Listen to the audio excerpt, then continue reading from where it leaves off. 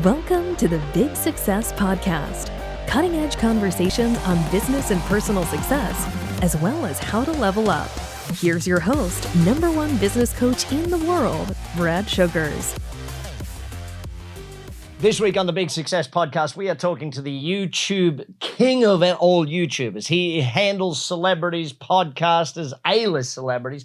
In fact, he was named the top 25 video marketers in the world. He literally has taught thousands of people how to do SEO. On top of that, he is the king of YouTube. His YouTube agency just does that. There is nothing else he do. SEO expert, YouTube genius. He is the man that actually coaches me and my team. Niyazi is our guest today. Mem, you're the man. So Mem, let's dive straight into this whole thing about success. What, in your mind, what is success? How do you define it for yourself? Success is living under your own conditions unapologetically, doing what makes you happy in the moment, and not worrying about what other people think. I'll give you a perfect example. This morning, I woke up. I was late. I had 50 things on my to-do list. But as I'm driving into work, the one thing on my mind is having a good cup of coffee. So I took a detour and I went and bought some coffee beans. It sounds stupid, but in that moment, it made me happy. Yeah. And that is what I define as being successful. You know, I love that word unapologetically. I think a lot of people are too worried about what other people think. Someone taught me years ago, you know, how big is your ego to think that other people are thinking about you first and foremost? And I always laugh at that one. Yeah, I agree. I think it's something that a lot of people worry about. There's a lot of guilt associated with that. Many people would have thought, you know, oh, I can't be late. I've got so many things I need to do. I can't detour. I can't, you know, I went 50 minutes out of my way to go to a shop that I'd never been to before because I'd driven past it. For me, I don't need to answer to anyone. I can do that guilt-free in the knowledge that it makes me happy. So that for me is success. Yeah, that guilt-free is an interesting one, you know, and we all have responsibilities and accountabilities, and staying success and true to yourself is a very big part of it. So let's go back in your life. Where or when did you choose success? Like, how did you choose that success was going to be part of your life? I've got a couple of examples that I can give you. Mm-hmm. One was when I was 15, turning 16. All of my teachers had written me off. And this was a year in the UK, we have what's known as GCSEs. I was predicted to fail all of my exams. My teachers had written me off. And I decided that wasn't the story that I was going to live by. I wasn't prepared to do that. Yeah. So I knuckled down. I studied by myself because my teachers weren't willing to give me the time. And I passed. Not only did I pass, I got all A's and A stars, which in the UK is the best you can get. So that was the turning point in my life, proving to myself and also my peers and my teachers that I could do it if I wanted to. Do you remember a trigger for that? What was the trigger? Like, was it one of them said something and you said, I'll show you? Or what was the trigger?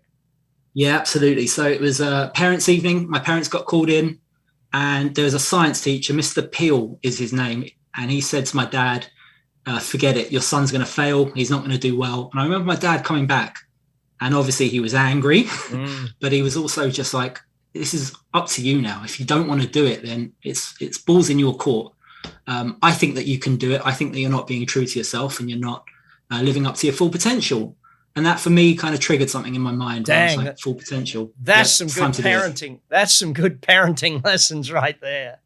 Yeah, that was a turning point. And then the second example I can give you of that is when I was 21 years old.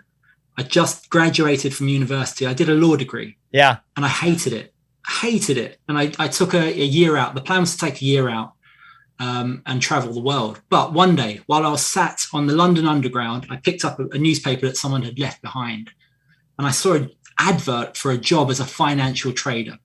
Keep in mind, in the commodities markets, keep in mind, I've got no experience with finance, trading, commodities, or anything of the sort. 6,000 people applied for that job. I was the one that got selected after a 4-week intensive, grueling interview process where they hooked me up to heart rate monitors, barked market orders at me.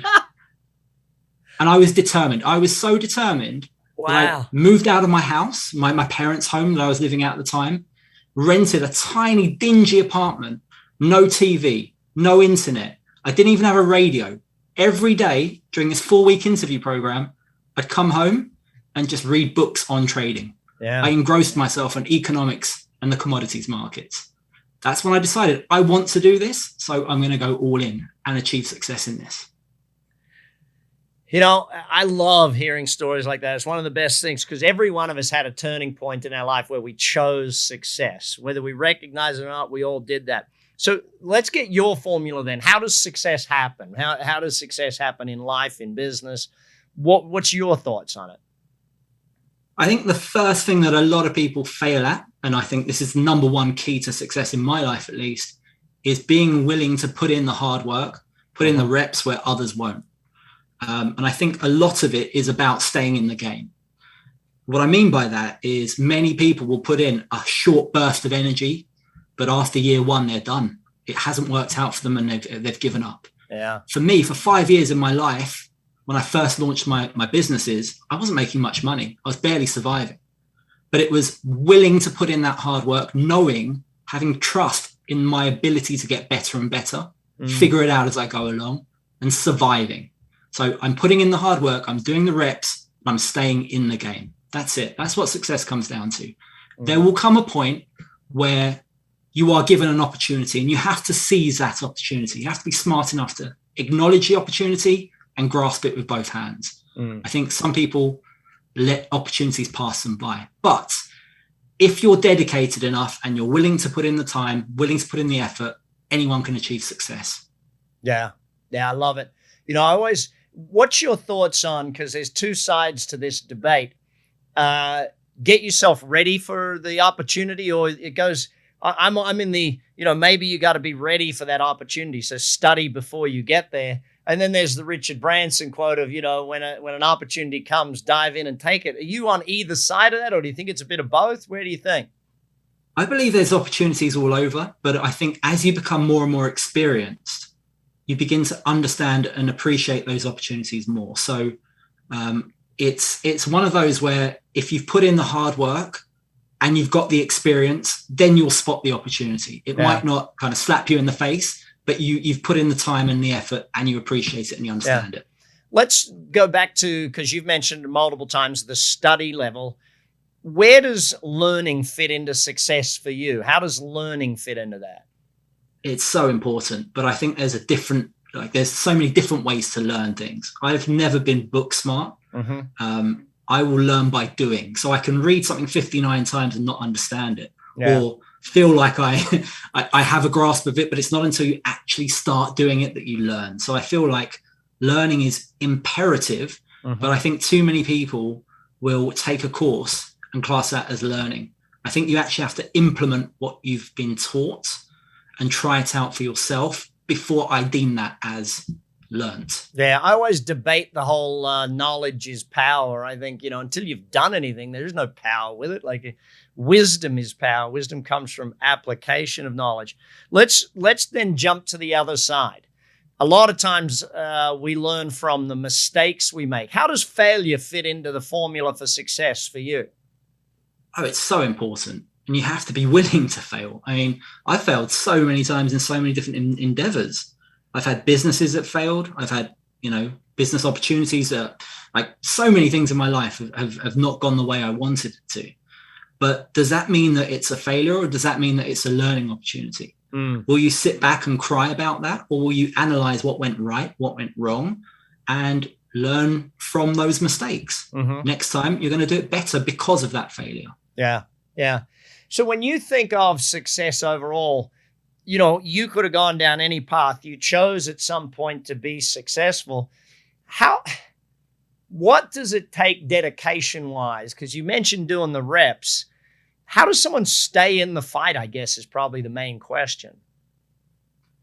Well, I think you have to enjoy what you're doing, because if you don't enjoy it, if there's not a genuine passion there, then it's very difficult to stay in the game. Like if you're doing something purely because you think it's a money-making opportunity, in my experience, every time I've gone down that route, it hasn't worked out for me. What works for me is when I'm passionate about something and I dedicate myself to that, which goes back to my first point, happiness. You have to be happy in what you do. You have to enjoy it.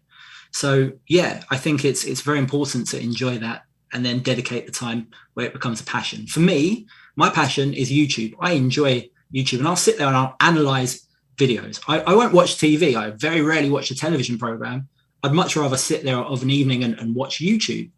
And I'll sit with my wife and talk about YouTube over the dining table. Like, I'm obsessed to that degree, but it's what I enjoy. I'll do it on a Saturday afternoon when I'm not being paid for it. So yeah, it just so happens that that's also my career now.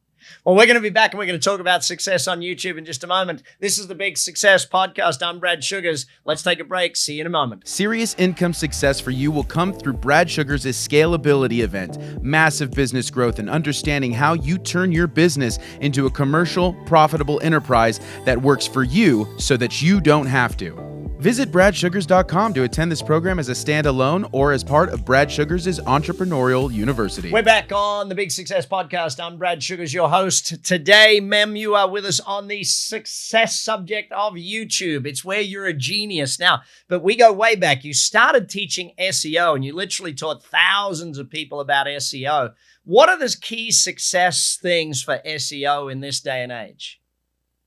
Well, I think that success leaves clues in any endeavor, and Google is no different. If someone is number one on Google or even on YouTube, there's a reason why Google loves their website, or in the case of YouTube, their video that much, right? So it then becomes a game. It becomes a reverse engineering endeavor. So you've got to find out what it is about that site that Google enjoys. Is it the fact that they're being linked to by other big sites? Is it the length of their articles, the depth of their articles? For some reason, Google likes them. Your job is to find out what that is and do the same yourself. Yeah. Now, Google obviously changes its algorithm fairly regularly. If I was new to SEO, what are some of the 3 or 4 things I can do to make sure that, my website, my traffic starts to build? Well, the first thing that you want to do is make sure that you're targeting the right terms, right? So if you're a brand new website, it's very difficult for you to rank number one for a huge keyword. Yeah. So you want to pick the terms that you stand a chance of ranking for. There are lots of tools out there that will help you with this. One of my favorites is keywordtool.io. I'm not sponsored by them. So, that's just, that's a free plug for them. But go in there and take a look at the longer tail keywords that might only get a couple of 100 searches, 100 searches even. But if the competition is less, then that becomes easier to compete for as a small site. You then need to go and take a look at who's currently ranking first, second, third. What are they doing? Do they have long form content, or is it a 100-word blog post? Whatever it is, your job is to replicate that. Do something just as good, if not better. And then once you've done that, then you can start getting technical, making sure you've got the right headlines, making sure you've got the right keywords in the, but Google is very clever. If you're naturally talking about a topic, let's say, I don't know, you're talking about dog training, there will be certain terms that within your article, you're naturally going to mention, whether that be dogs or sit or run or walk, whatever it might be. You don't need to start worrying about keyword stuffing or densities and that kind of thing. I don't believe in any of that. My school of thought is write a great article that's intended to help, and Google will understand that, and you'll start ranking, you'll start getting people linking, and that's how you start to rank well. Brilliant. Now, Google owning YouTube is a big thing. Let's go into YouTube. Give us your overall perspective of why you love YouTube, and then we'll get into the success factors of YouTube. Well, YouTube is a great playing ground. It's in the sense of it's one of the most visited websites in the world. Very few business owners are taking advantage of it. People associate YouTube with, silly competitions and games and influencer videos and pranks. That's not the case. You could have, going back to the coffee example, I love my coffee, right? You could have a video about coffee, about the coffee beans that you've sourced, or how to make the perfect cup of coffee. And it might only get 50 views. But the thing is, that's a highly targeted viewer who's built a bigger connection with you because they can look you in the eye and they build that connection, that emotional connection that you don't get with a blog post. So of those 50 viewers, suddenly you're then going to, hopefully, if you've done your job well, get them to at least watch another of your videos. But better than that, you might get them to purchase from you too. the beauty of YouTube, in addition to that, is you put out content and people will continue to find that for years to come. Yeah. Think of your own experiences. You probably watched many videos that were published a year, 2 years, 3 years, 4 years ago. So the reward there is it's a maximum return on your investment. You put in the effort once and people will continue to find you. Yeah, I literally watched one from 2016 this morning, a book summary. So there you go. Exactly. So let's look at that then from a content point of view. How do we create? What's the success factors of content for YouTube? Well, there's so many, but I'll give you the give us the top these ones. Right, you'll do well. All right. So you want a good title. A lot of people put in boring titles. Before anyone will click, the first thing they'll analyze are your title and your thumbnail. Those two are very, very important. Thumbnail probably more so than the title. Got it. Don't fall at the first hurdle. You've got to invest a bit of time. If you're not a graphic designer, spend a bit of money, get a good graphic designer to design your thumbnail. That's the first thing. Second thing, I hate it when I load up a video and there's a logo reveal or a 10-second intro, 20-second intro. People do not have the patience for that. They just don't. Yeah. So within the first 5 seconds, you need to have hooked that viewer, because if you haven't, they're likely to leave. There's a lot of stats out there. I mean, there's some conflicting stats, but typically up to 70% of people will have left a video within the first minute. Wow. So your job is to make sure that that first minute is so full of value that you are not going to lose that viewer. So get that right, get the good title, good thumbnail, and a good hook. You're 90% of the way there. How long should the videos be? Is there a rule of thumb of that, or is it just whatever length works? Well, it depends on your goal. So for me, I'll give you an example. I've got some of my clients who are in it purely for the money, right? YouTube pays you from an ad revenue standpoint. If you're looking to monetize, videos over 8 minutes are beneficial, because at 8 minutes, you get to insert multiple ads into the video. If it's 7 minutes and 59 seconds, you're only allowed one ad. Second it hits 8 minutes, you can insert as many ads as you want. So you suddenly doubled or tripled your revenue just from that one standpoint. So I often say to my clients, if ad revenue is the goal, 8 minutes or more, but if it's just a case of brand recognition, brand visibility, then as long as it needs to be. Keep it as short as possible, but if it has to be 2 minutes, 2 minutes is fine. If it has to be 15 minutes, that's also fine, but don't start going on and waffling on. Yeah, very nice. So let's talk about subscribers, building a channel. What's the success factors about building a channel and getting high subscriber numbers? Well, subscriber numbers, to be honest with you, is a vanity metric. Right. You can have, if you're looking for influencer status, you need lots of subscribers, but for an average business owner, subscribers don't pay the bills. Right. So the key to getting subscribers is great content. Consistently good content is another good tip, because one video and someone might not subscribe, but 2 or 3 of your videos, which are good, then there's a higher likelihood. But also you've got to ask people to subscribe, right? A lot of people fail at that. I mean, if I want you to do something, I normally have to ask you to do something. So put in a request. Hey guys, if you're enjoying my content, it's taking me a lot of time to research this. I hope you find it helpful. Hit that like button, hit the subscribe button, show me that you're enjoying it. That's it. And that will help you get more subscribers. Yeah, really tough. Well, what about building a channel? Is there an advantage to building a channel, or is it not necessary? Like, is it a vanity thing, or what's your thoughts? Well, building a channel will help you in many ways. I think YouTube loves it when a viewer will binge watch your content. Right. So if you've got 2, 3, 4 videos in all about the same topic, it's a huge signal to YouTube if someone goes from video 1 to video 2 to video 3, etc. Like with Netflix, when you're watching one episode, it will automatically play the next episode, right? And that's what you want to do too. So in answer to your question, building a channel, I see as building lots of highly relevant, highly related content that will allow viewers to express an interest by watching one episode and then the next and then the next. One major pitfall to avoid is doing video 1 about one thing and then doing your second video about a completely unrelated topic.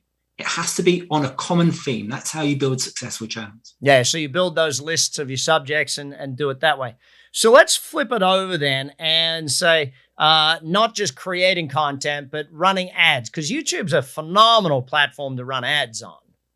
Absolutely, yeah. And it's highly underutilized. People aren't making the most of it. I mean, do you have a specific question, or should I just what's tell you my what's thoughts the top 2 or 3 things I should know about that? Because I know when people listen to the podcast, they're going to come and read all your stuff and watch all your videos, and get into, and binge on the mem channel. But, when you sit down and you think about what are the key factors to be good at advertising on YouTube? Is it any different to any other form? Well, it goes back to my first point, which is for the hook, right? So for ads, it's even more important than a typical video. So on an ad, people have 5 seconds typically before they can skip the ad.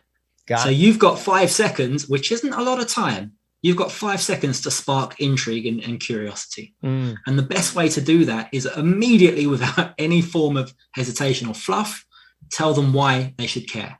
So good hook. That's the key thing there. And then one other thing that a lot of people don't realize is if people skip your ad, then you don't have to pay for that, right? So you only pay YouTube for people who watch beyond those 5 seconds. So in effect, you've got a free 5 seconds to try and get yourself in front of your target consumer, and it's not costing you anything. Wow. So yeah, so how long do they have? So because I know when I watch, it says skip ad, and you can skip the ad after 5 seconds. Is it like at 10 seconds they charge you, or is it at 5? No, after that. So if you continue watching after the 5 seconds, then you get charged as someone who's advertising. So advertisers get charged after that. But the first 5 seconds, where the viewer is forced to watch that ad, is typically free. Not always, but typically free for advertisers. Now, we could spend years studying YouTube, which is obviously what you do, but it's literally one of the best mediums for people to get new business from if they follow the right system, yes? Absolutely. So last point on YouTube then, the earnings side of it. What's the key success factors to making sure I'm making money from YouTube, not just having my videos up on YouTube? Well, there's a couple of different ways that you can earn money from your YouTube videos. The first we touched on earlier was YouTube ad revenue. So Google AdSense, it's called, where the key there is you want to make videos over 8 minutes and insert multiple ads. That won't pay your bills unless you're getting hundreds of thousands, if not millions of views. Yeah. The earnings are low on that typically. The next way that you can earn is you want to make sure that you've got affiliate links in your descriptions. You want to lead people onto sales pages, landing pages, etc. And then another one is sponsorships. So even if you're not getting thousands or millions of views, if you've got a highly targeted, highly engaged viewer, then you can reach out to companies. And typically it will involve you reaching out to that company, right? Make a list of 5 ideal sponsors that you'd like, find out who the representatives are and email them and explain to them why they should sponsor you. But there is a lot of money in sponsorships. Yeah, if they're sponsoring someone else's YouTube, they're probably good. They've got a budget for doing that.